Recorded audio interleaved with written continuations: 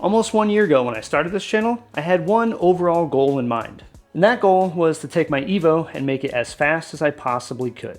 And then use that car as a benchmark to build my Supra in order to try and make it just as fast or faster. And so far, we've accomplished none of that. Now we did get pretty close with the Evo. As you can see in some of the previous videos, we swapped out to a better cam, installed stronger head studs, and swapped out for a standalone ECU, all in preparation for turning the boost up so that we can make as much power as we could. However, we ran into some issues while we were on the dyno, so this car right now is sitting waiting for some changes to be made so that we can go out and do some slight polishing on the tune that's currently on the car. However, the Supra, that's the build that's currently in progress, and today we're going to get one step closer to get this thing ready for its first startup, and then ultimately to end up on the dyno to see just how much power it's going to make. And now we actually have that date set for the dyno tuning. So I don't have too much longer, and as you can see, this car is still very much apart. We have a lot to do. Let's get started.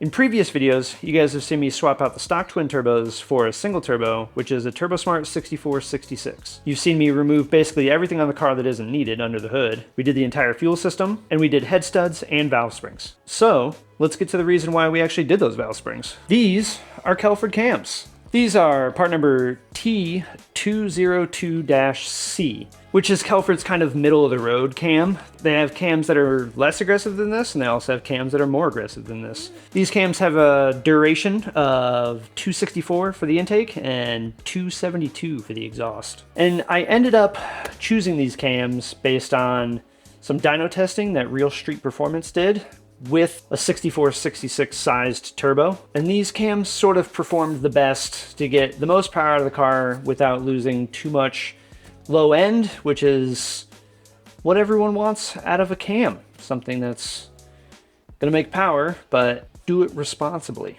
Let's dive right in and start getting these things put in so we can get this thing timed, get the whole entire top end back together, and move on to the next thing on the very long list of stuff that needs to be done.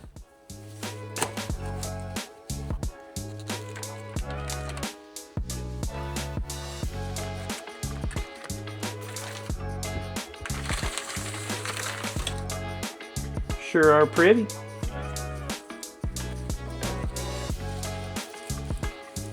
Make sure you lube it up real good.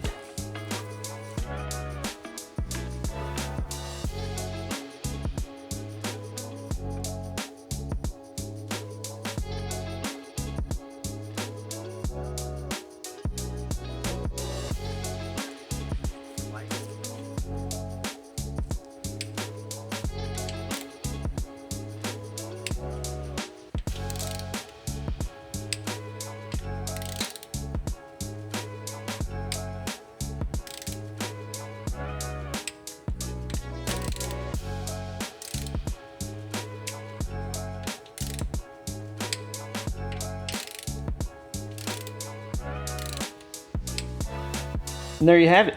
Cams are in the car.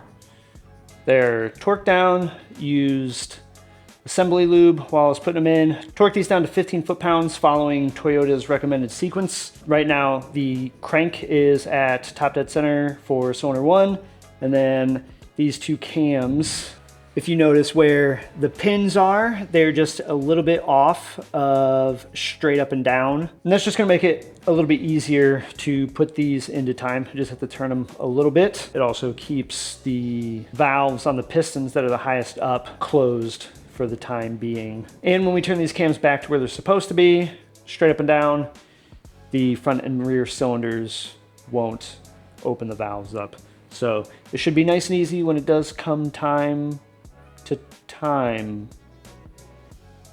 this, which is coming up. But first, put the cam seals in.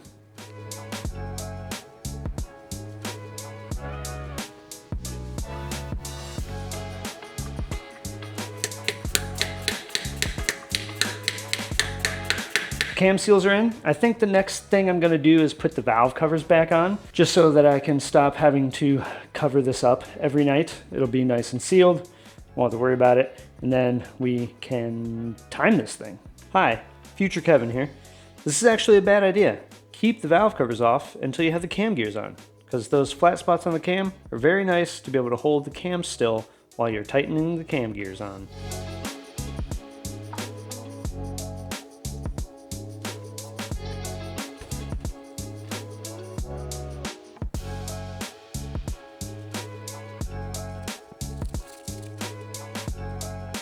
All right, valve covers are back on, which means technically this engine's sealed back up, so that's exciting. And you may be wondering, why did I put those old valve covers on when I was so worried about everything else being clean and everything?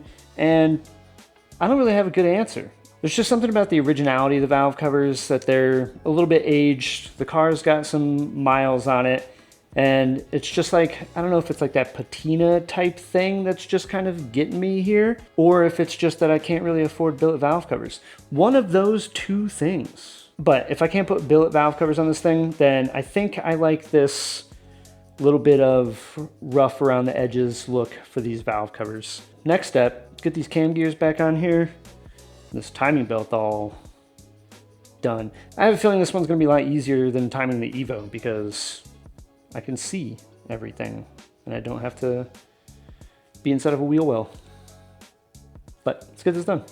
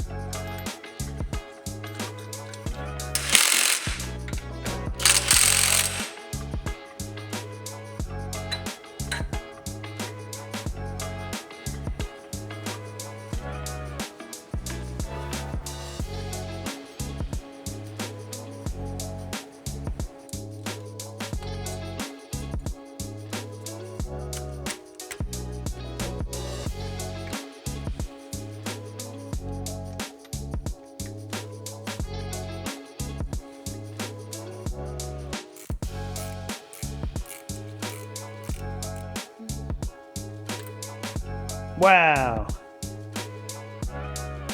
So dramatic. So we had the timing belt on there, tensioners in, pin is pulled. So just gonna turn the crank around 2 full rotations, make sure all those points still line up after the engine rotates twice.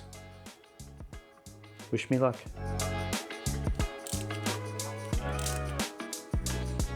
One, 2.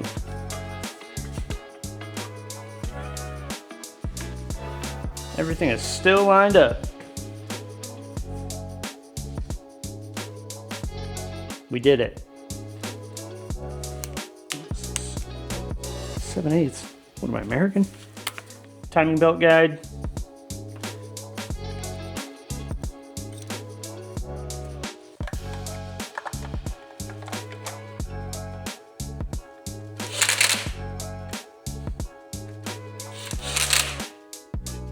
Sure hope this line lines up now. Oh snap, it's perfect.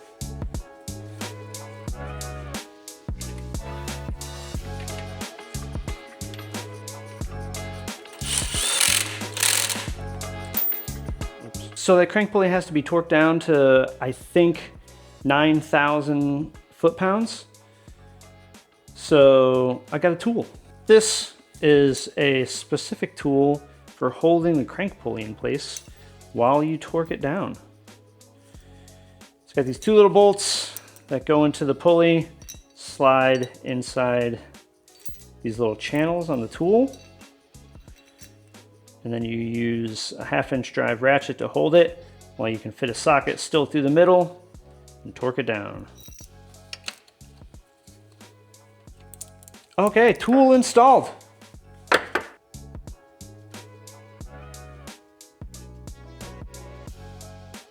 Feels like a lot. Okay.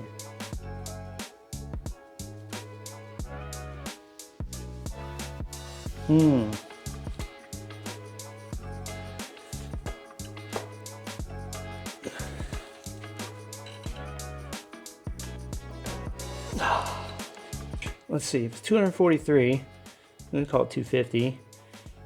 If this stick is 2 foot, that means I have to pull on the stick with 125 pounds. That's quite a bit.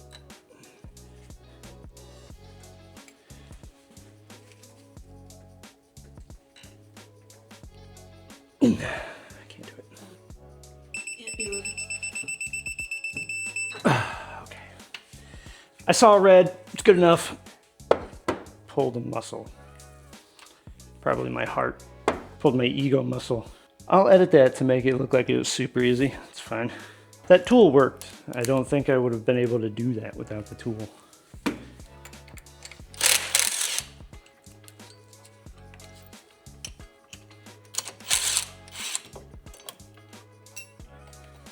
For like 20 bucks on Amazon, I'll call that worth it.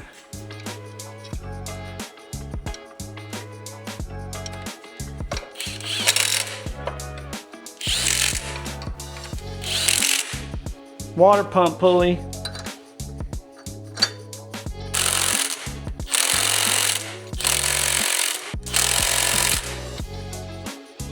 You may have noticed that I didn't put the fan back on. More about that next episode.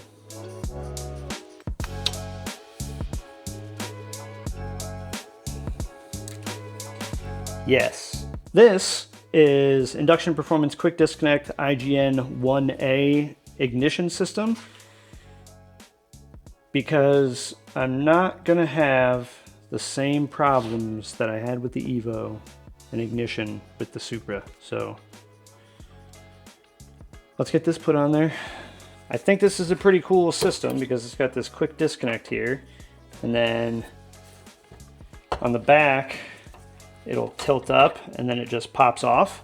So all you have to do is install these two things, and then this entire thing, whenever you need to change the spark plugs or anything, there's just a quick little button, tilt up, pull it out, and you can get to everything real quick.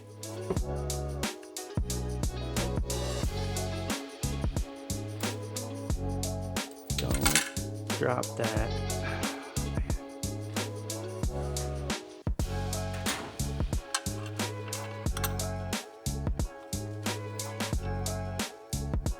The washer stayed on there. Don't be like me, kids. Hold on to your nuts.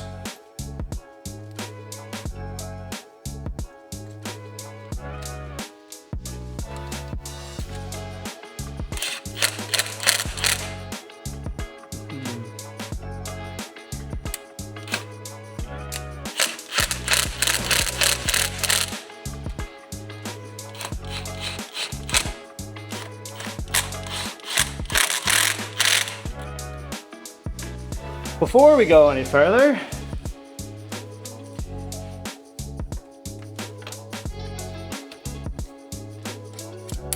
sick.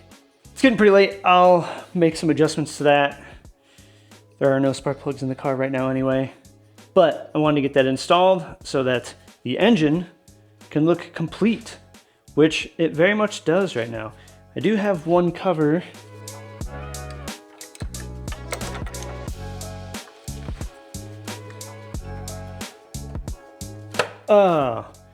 It's so much shinier than everything else. Now it looks cool.